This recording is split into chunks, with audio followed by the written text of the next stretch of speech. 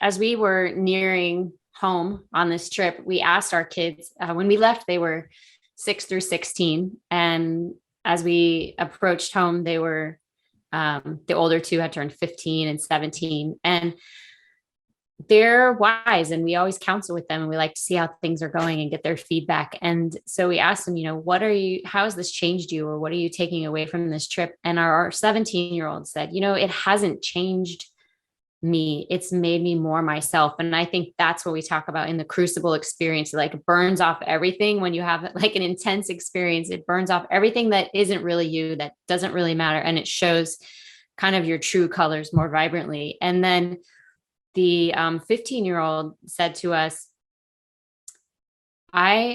this trip has made me comfortable being uncomfortable. And just kind of piggybacking off what our children had said, I said, Eric, I think what we're really taking away from this experience, like the real treasure here, is 3 kinds of confidence. It organically grows out of competence. When you learn a new skill, you're like, wow, I did a new thing. And then it expands what you think you're capable of doing. And we did this thing, and we learned a whole bunch of new skills, and that grew our confidence. And then the second is credibility, where when we do what we say we'll do, even if we only tell ourselves we're going to do it, it grows our trust. And we have learned that there's a relationship there between the credibility that we have with ourselves and how big our dreams are. And so, we came to trust ourselves more. Our kids believed us, that we would do what we said we would do. Other people believed us. And I think that's why Eric was getting those calls like, hey, do you want to come work for us? This is a guy who gets things done. And then calm for me was the most transformative, because I come from a line of professional warriors, and always trying to put in all the possible contingencies, and what about this variable, and what would we do in that case? And